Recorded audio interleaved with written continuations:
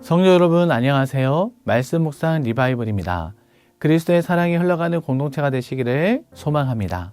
오늘 하나님께서 우리에게 주신 말씀은 역대상 3장 1절에서 24절까지 말씀입니다. 함께 읽겠습니다. 다윗이 헤브론에서 낳은 아들들은 이러하니 맏 아들은 암논이라 이스라엘 여인 아히노암의 소생이요 둘째는 다니엘이라 갈멜 여인 아비가일의 소생이요 셋째는 압살롬이라 그술왕 달메의 딸 마아가의 아들이요 넷째는 아도니아라 학기세의 아들이요 다섯째는 스바데라 아비달의 소생이요 여섯째는 이드람이라 다윗의 아내 에글라의 소생이니 이 여섯은 헤브론에서 나왔더라. 다윗이 거기서 7년 6개월 다스렸고 또 예루살렘에서 33년 다스렸으며 예루살렘에서 그가 낳은 아들들은 이러하니 시므아와 소밥과 나단과 솔로몬 네 사람은 다 암미엘의 딸 바수아의 소생이요 또 이팔과 엘리사마와 엘리벨렉과 노가와 네벡과 야비아와 엘리사마와 엘리아다와 엘리벨렉 아홉 사람은 다 다윗의 아들이요 그들의 누이는 다말이며 이 외에 또 소실의 아들이 있었더라. 솔로몬의 아들은 르호보암이요 그의 아들은 아비야요 그의 아들은 아사요 그의 아들은 여호사밧이요 그의 아들은 요람이요 그의 아들은 야하시야요 그의 아들은 요아스요 그의 아들은 아마샤요 그의 아들은 아샤야요 그의 아들은 요담이요 그의 아들은 아하스요 그의 아들은 히스기야요 그의 아들은 므낫세요 그의 아들은 아모니요 그의 아들은 요시야이며 요시야의 아들들은 맏아들 요하난과 둘째 여호야김과 셋째 스드기야와 넷째 살룸이요 여호야김의 아들들은 그의 아들 요고냐 그의 아들 시드기야요 사로잡혀간 요고냐의 아들들은 그의 아들 스알디엘과 말기람과 부다야와 세나살과 여가미아와 호사마와 느다베아요 부다야의 아들들은 스룹바벨과 시므이요 스룹바벨의 아들은 무슬람과 하나냐와 그의 매제 슬로믹과 또 하수바와 오헬과 베레가와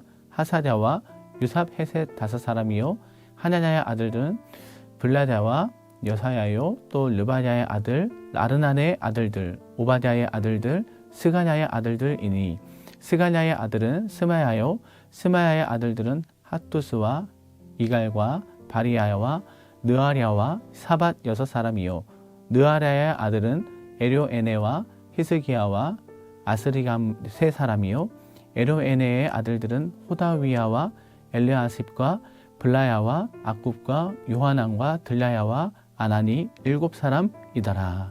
아멘. 성경을 읽다 보면 족보가 등장할 때가 많습니다. 특히 역대기에서는 긴 족보가 반복되며 기록되어 있는데요. 왜 성경은 이렇게 이름만 나열된 족보를 중요하게 다루는 것일까요? 오늘 본문은 다윗 왕의 자손들에 대한 긴 족보입니다. 대부분은 낯선 이름들이며 표면적으로 보면 따분하고 의미 없어 보일 수 있지만 하나님의 약속이 얼마나 신실하게 이어져 왔는지를 보여주는 기록임을 보게 됩니다. 성경 속 족보는 단순한 역사 기록이 아닙니다. 하나님의 언약이 어떻게 이어졌는지, 하나님께서 어떻게 사람들을 사용하셨는지, 그리고 우리가 어떤 믿음의 계보에 서 있는지를 알려주는 거룩한 증언입니다. 본문 1절에서 9절까지는 다윗 왕이 여러 자녀들의 이름이 나열된 것을 보게 됩니다. 다윗은 예루살렘에서 왕위에 오르기 전까지 사울로부터 자신의 생명을 지키기 위해 급박한 상황에서 도피하며 살던 시간이 있었습니다. 이 시기에 낳은 아들이 1절부터 3절까지 기록되어 있는데요. 이 시기에 낳은 6명의 아들 가운데에는 이복동생 다말을 강간하여 형제 간 갈등의 원인을 제공한 맏아들 암논, 또 아버지에게 반역하였을 뿐만 아니라 백주 또 대낮에 후궁을 강간하며 악행을 저지른 압살롬, 다윗의 임기 말년에 다윗을 반역하고 왕권을 빼앗으려고 했던 아도니아는 다윗의 인생에 있어서 커다란 슬픔과 고통을 안겨준 자녀였습니다. 다윗은 이 시기에 사울의 잔당들과 싸우며 나를 세우고 국가를 안정시키기 위해 많은 시간과 노력을 기울여야 했기 때문에 자녀를 믿음 안에서 온전히 키우지 못했고 부모로부터 바르게 교육받지 못한 자녀들이 나중에 부모에게 커다란 상처와 아픔을 가져다 주었습니다. 자녀에 대한 바른 교육은 우선 당장 그 결과가 나타나지 않더라도 믿음 안에서 바르게 양육하지 못하면 결국 가정과 사회를 파괴하는 요소가 될 수도 있음을 다윗의 이 가족사를 통해 우리는 배우게 됩니다. 이어지는 또 본문 10절에서 16절에서 솔로몬 이후의 후손을 기록한 이 10절 이후의 말씀에는 약속을 반드시 지키시는 신실하신 하나님의 섭리와 계획을 바라보게 됩니다. 솔로몬이 죽고 난 이후 이스라엘은 남유다와 북이스라엘로 나뉘었지만 역대기에서는 르호보암으로 이어진 남유다 왕의 이름만을 기록하여 역사의 정통성은 북이스라엘이 아닌 남유다로 흘러가고 있음을 보여주고 있습니다. 12절의 요담 왕과 13절의 아하스 왕 사이에는 북이스라엘 왕 아합과 이세벨의 딸인 유다의 7번째 왕 아달랴가 6년 동안 통치한 시기가 있습니다. 그러나 아달랴는 다윗의 후손이 아니었기 때문에 이름이 기록되어 있지 않습니다. 아달랴는 자기 아들이 북이스라엘 왕 예후에 의해 살해된 후 자신이 직접 왕권을 잡고 유다의 모든 왕족을 모조리 죽입니다. 하마터면 다윗의 왕조가 끊어질 수도 있는 위기 상황을 맞이하게 되었습니다. 이런 상황에서 하나님께서는 태어난 지 얼마 안 된 아하스를 숨기셨고 그가 어느 정도 자랄 때까지 안전하게 보호해 주셨습니다. 그리고 나서 아하스가 다윗의 계보를 이어가도록 하셨습니다. 또 본문 17절에서 24절에서는 바벨론 포로기 이후의 자손들입니다.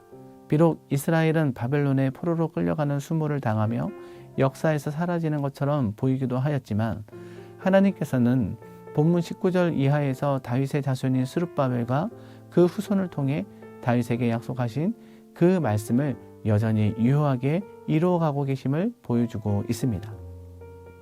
이스라엘이라는 나라는 멸망하게 되었지만 다윗 가문은 지속하여 요셉과 예수 그리스도로 이어지며 하나님의 약속은 온전히 성취되는 것을 우리는 보게 됩니다. 이대의 말씀을 맺겠습니다. 오늘 본문은 단지 다윗 자손의 명단이 아니라 하나님의 신실하심 그리고 사람을 통한 구속사의 흐름과 그리고 우리에게도 연결된 하나님의 구원의 스토리입니다. 하나님의 약속은 인간의 상태나 환경에 좌우되지 않은 채 변경되거나 폐기되지 않고 끝까지 진행되고 있는 것입니다.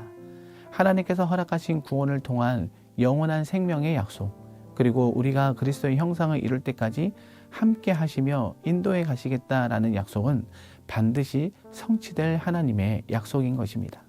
때로는 우리의 마음밭이 돌밭과 가시덤불과 같은 또 길가와 같은 상태에 놓이기도 하지만 하나님께서는 쉬지 않으시고 약속의 씨를 뿌리시며 우리에 대한 하나님의 관심과 사랑을 나타내신다는 사실을 기억하고 날마다 주님과 함께 동행하는 삶이 되시기를 예수님의 이름으로 축복합니다. 기도하겠습니다. 사랑의 하나님 감사합니다. 오늘도 말씀을 통해 신실하신 하나님, 다윗에게 하신 언약을 세월이 지나가도록 지켜가신 그 은혜 하나님을 찬양합니다. 우리도 그 약속의 계보 안에 있는 자로서 하나님의 뜻에 쓰임받는 인생이 되게 하여 주시옵소서. 이름 없이 또 사는 인생이라 하더라도 하나님의 기억 속에 살아가는 삶이 되게 하여 주시고 하나님의 영광을 나타내게 하여 주옵소서. 감사드리옵고 예수 그리스도의 이름으로 기도하옵나이다. 아멘. 이 시간 다 같이 합심하여 기도하겠습니다.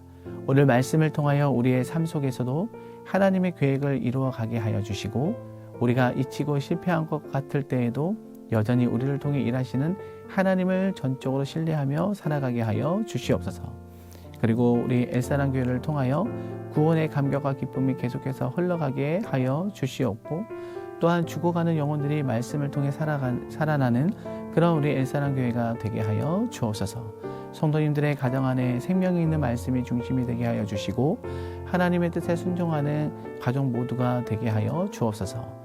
담임 목사님과 우리 부교육자들 각자 맡은 사명을 하나님 은혜 안에서 잘 감당하게 하여 주시고 영적인 분별력과 지혜를 주셔서 교회를 잘 세워나가며 또 성도님 주님 안에서 사랑을 품고 나아가게 하여 주시옵소서. 이와 같은 마음을 가지고 우리 이 시간 다 같이 합심하여 기도하겠습니다.